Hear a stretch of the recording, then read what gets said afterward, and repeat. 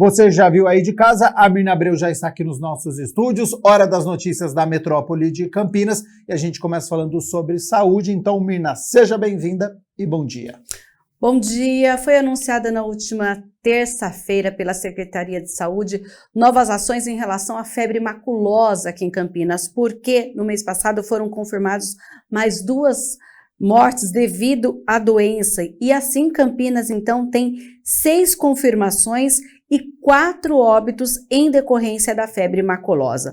Um dos casos informados na última divulgação é um morador de Amparo que provavelmente se infectou em Campinas, um homem de 30 anos que teve os primeiros sintomas no dia 18 de junho e morreu no dia 26. O provável local de infecção fica na região norte da cidade. Assim, a Secretaria de Saúde vai fazer o seguinte: são visitas de casa a casa na Vila União, que fica na região sudoeste de Campinas, para dar orientações aos moradores sobre os cuidados com a doença. No dia 12 de setembro, capacitação de farmacêuticos que atendem aí o NASF, que é atendimento à saúde da família nos mais diversos distritos aqui da cidade. E desde o início do ano, de acordo com a nota, são 50 atividades que foram feitas com a população, setores de educação e redes de saúde pública e privada para a conscientização sobre a febre maculosa. A gente tem aqui, olha, de acordo com esse boletim, uma morte no dia 28 de julho de uma mulher de 36 anos, que provavelmente tenha se infectado na região sul. O início dos sintomas foi 28 de julho e a morte foi dia 4 de agosto.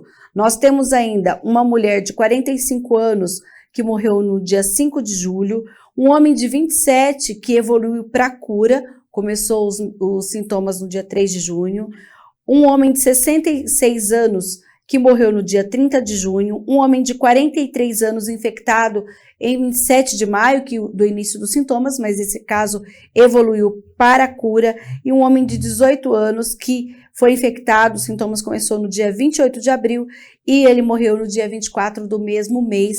No ano passado foram 11 casos e 5 mortes, em 2020 7 casos e 5 óbitos.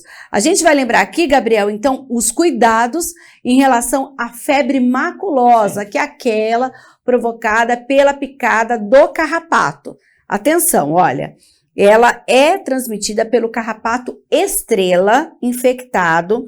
Caso a pessoa passe por áreas de vegetação, mato ou pastos, especialmente próximos a cursos hídricos, ou seja, córregos, onde há presença de cavalos e capivaras, deve ficar atenta por cerca de 15 dias aos sintomas da doença, que são febre, dor de cabeça, dor intensa no corpo, mal-estar generalizado, náuseas, vômitos e, em alguns casos, manchas vermelhas pelo corpo.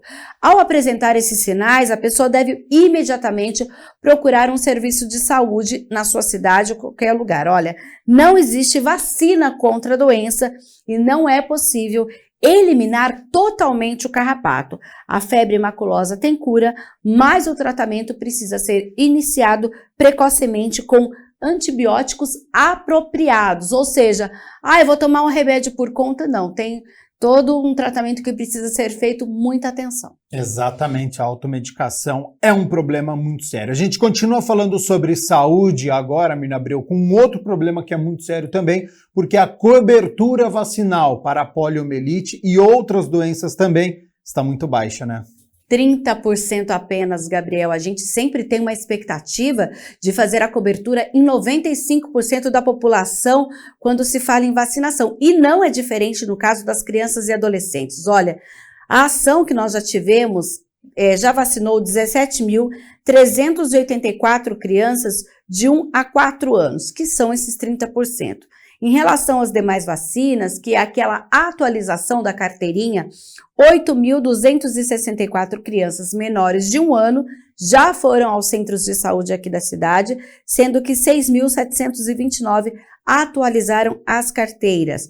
Entre as pessoas de 5 a 14 anos, 10.001 estiveram nas unidades e 4.798 atualizaram as carteiras. Então, agora, com isso, para aumentar essa cobertura vacinal, a campanha vai ser, então, prorrogada até o final do mês, porque terminaria amanhã. Então, até o final do mês, a gente tem campanha contra pólio e a multivacinação. Olha, a gente já está aqui no site vacina.campinas.sp.gov.br e a gente entra lá no link, olha, campanha de vacinação contra pólio.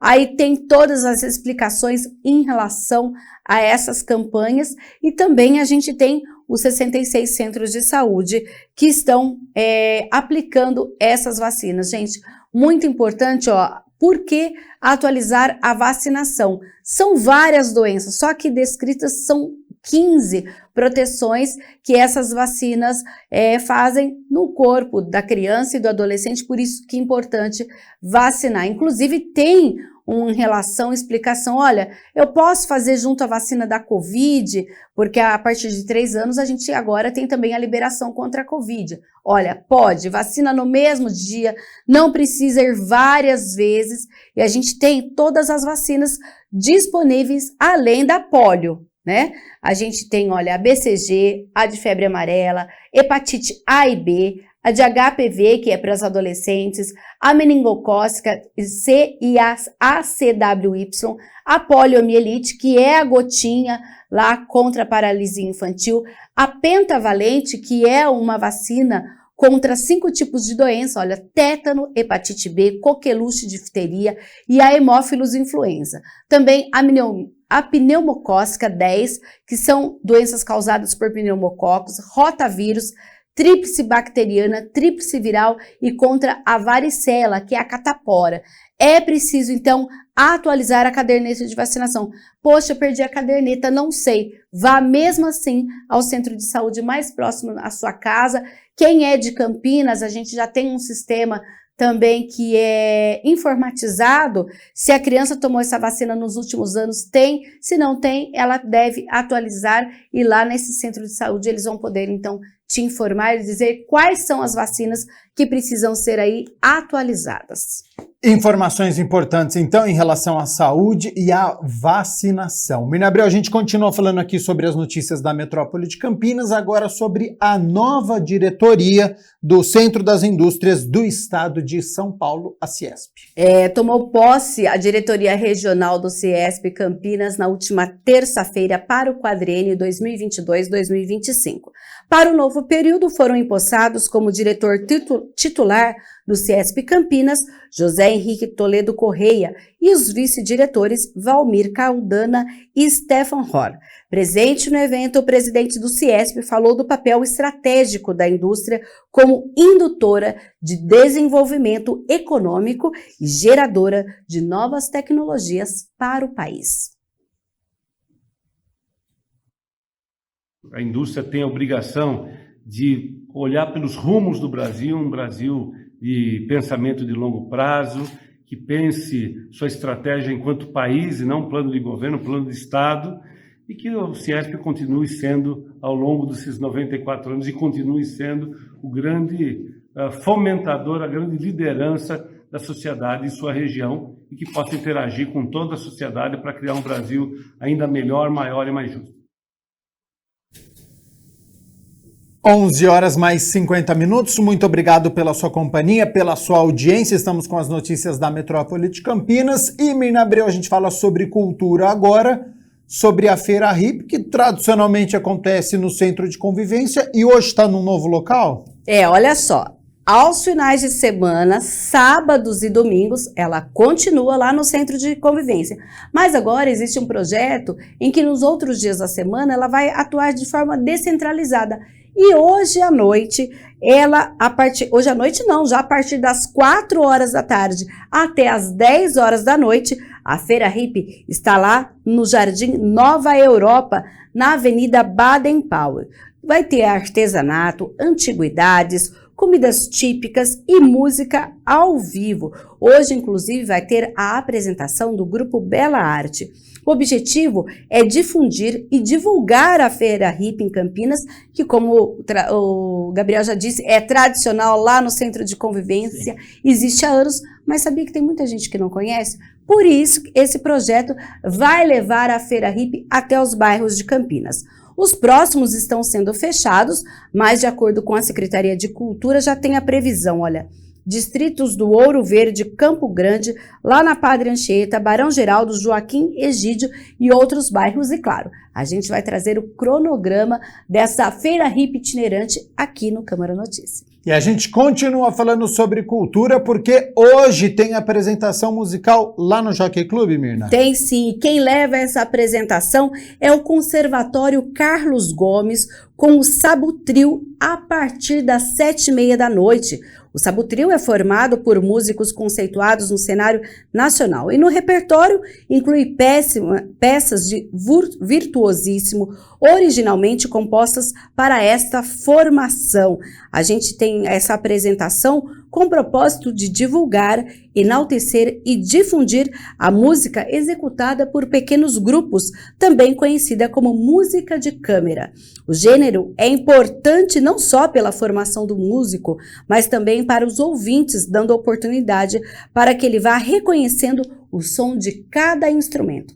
Então anote aí, hoje às 7h30 da noite, no Jockey Club Campineiro, que fica no centro de Campinas, ali na Praça Antônio Pompeu, no número 39, a entrada é gratuita. Então tem muitas opções de cultura para esta quinta-feira aqui na cidade de Campinas, tem apresentação musical com entrada franca, tem a Feira Hippie, então, para todos os gostos, para a gente visitar a cidade de Campinas, fazer um tour aqui pelo município. Mirna Abreu, muito obrigado pelas notícias da Metrópole de Campinas.